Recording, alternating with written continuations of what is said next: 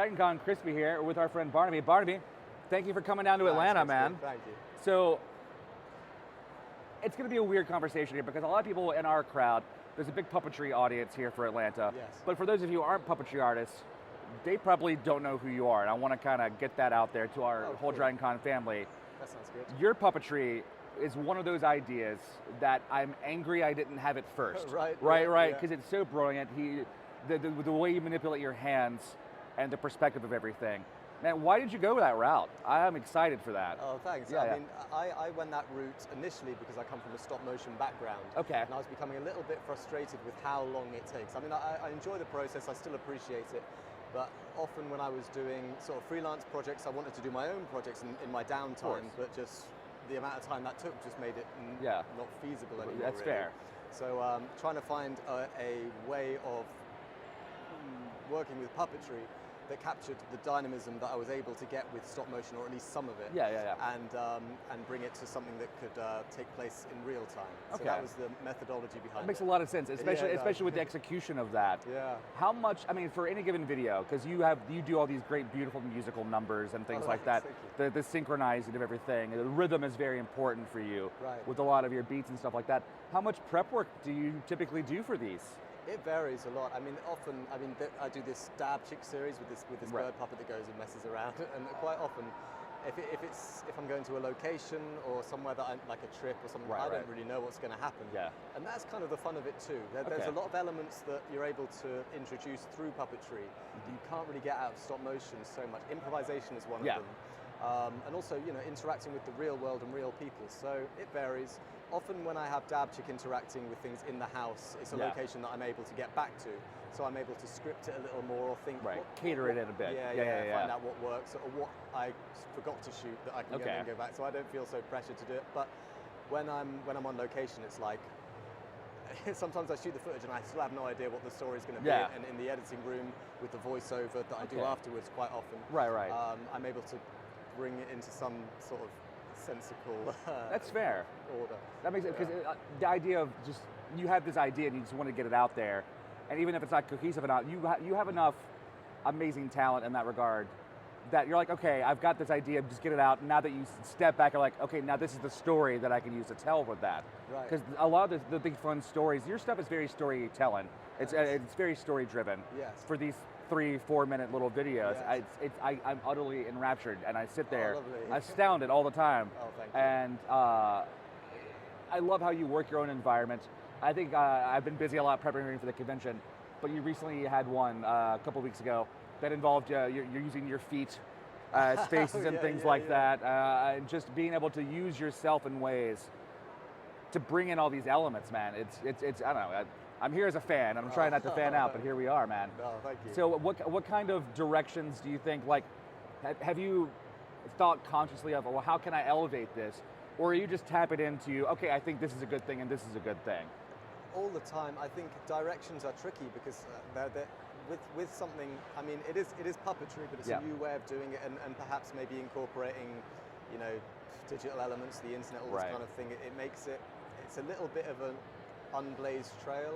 Okay. And I'm seeing all of these like ripe pastures of areas that I could explore. Yeah. And that becomes a little bit like, oh, well, which one do I do? And sometimes I focus on one and then get guilty that I'm not giving this one enough time, And that could be anything from more dab chick episodes to investing time in making a new puppet, to investing time in maybe doing like a live show or even an internet live show, or even approaching companies about certain things. So I'm spoiled for choice, which is nice, but it's also tricky to pick a direction. That's fair. Yeah.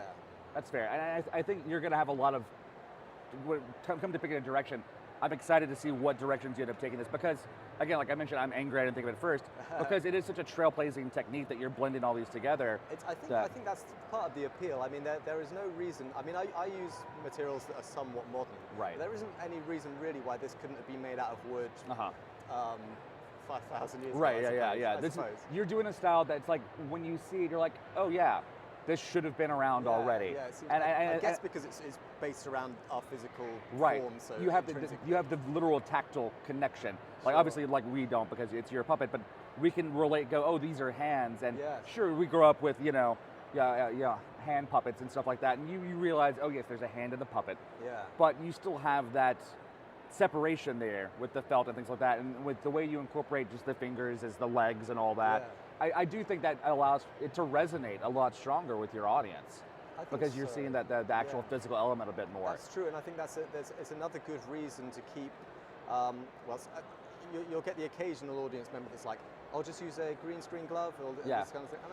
And I do use elements to help myself recede into the background, black light to help the puppet pop out, dark clothes to make me recede occasionally.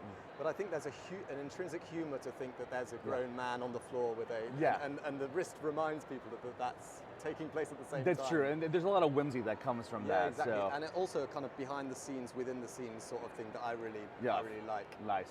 Yeah. I want to kind of circle back a little bit. I want to talk about like your inspiration, the things that you're geeky into. Oh, sure, yeah. I mean, where did you get your love for puppetry? We'll just start with the puppetry, and then we'll kind of expand from there. I would say from stop motion, a lot of my inspiration comes, especially sort of early stuff, because that's what I wanted to be from.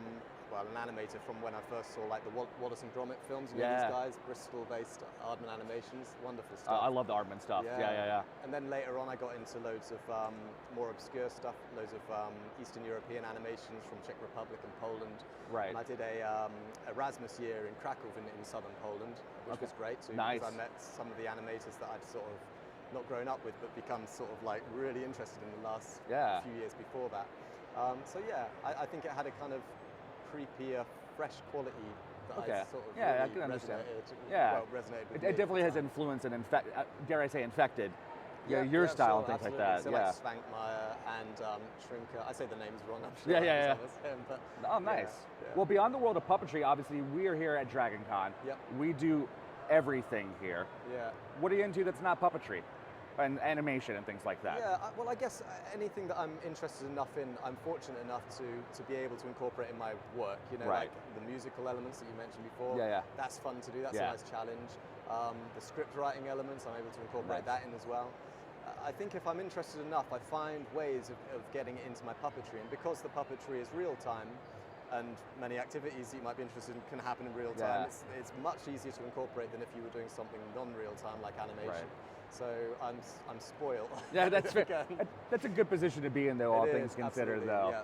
So is there anything particular then that if you were just to walk around, well, let's talk about walking around real quick. You're kind of hard to walk right now. You apparently had a date with a stingray that didn't go too well. So those of you that might be asking here, stingrays is serious business. It is. So, but hopefully you were out having a vacation, and this. It's getting better. I feel today is the first day where it really feels like, good. This is on the mend. We'll take it easy then. Don't walk around too much. But if you were to get up and walk around though, is there like a particular fandom or anything like that in the area that you would want to see since you're here? I saw some classes on voiceover that might be kind of interesting. DiYenno does a lot of those and things like that, voiceover work. I don't know if I'll have time. They got You're busy. 100%. But we like to dream though. It's lovely. I think if I was to, I think the voiceover would be an interesting thing, because I don't really have any training in it, and I just approached it, and I know I've improved, but maybe there's ways that I can improve more, and maybe doing And I genuinely love, so typically when I ask this question, it's always something like, oh, I love this show and I love this show. I'm not knocking that. You're the first person who's ever been like workshops. I want to better my craft and things like that, and I absolutely really grok on that. I dig that. Cool, and so, like I said, you're going to be busy, but I hope you take the time to just explore and the convention all the same, and find those moments to learn and just get the experience. Itself is incredible. This design is incredible. Those of you who have never been here are in for a treat if you ever come here. So, well, we've got to get going. Oh yeah, no, it's the vertigo kicks in. In fact, I don't know why I just did that every single time. Goes up as well. Oh my God! So it's my buddy Randall here. He's got some random questions for you. So we're gonna kind of shake up the question. This is our big finish here. Oh, and I grab dig one in, dig deep. Let's see what you got here. I hope that's okay. It's fine. Do I open it up and read it? Open it and let me see what you got. What is your favorite fun fact? Fun fact. Oh man, I don't know. A fun fact. You've got some really deep nerdy stuff there. So. Fun facts. I don't know where to start. What is a fun fact? We give you one do-over if you want to get another question, but fun facts can go a lot of different directions. I know. This is it. I'm spoiled for choice again. Yeah. Let me do another one. All right, that's fine. Are they themed by color, or are they? No, there's no rhyme, no reason here. It's pure chaos. Describe your favorite pair of footwear ever. Appropriate.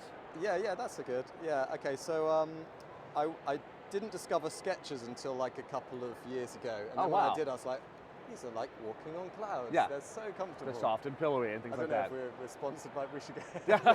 Responsible footwear is an important thing, That's true. especially here in an environment like this. Yeah, I like flip-flops too. I'm getting into them because of this. Mainly. I hate wearing shoes, so you guys are lucky and things like that. I feel you that about it. So, all right. So hopefully we can comfortably get you around here. Yep. Thank you. I've loved this time, and I hope we'll catch you one of your panels this weekend. Yeah, sure. And we'll see you back at DragonCon. Right. Okay, sorry, cool. That'd Thank be you great. guys so much.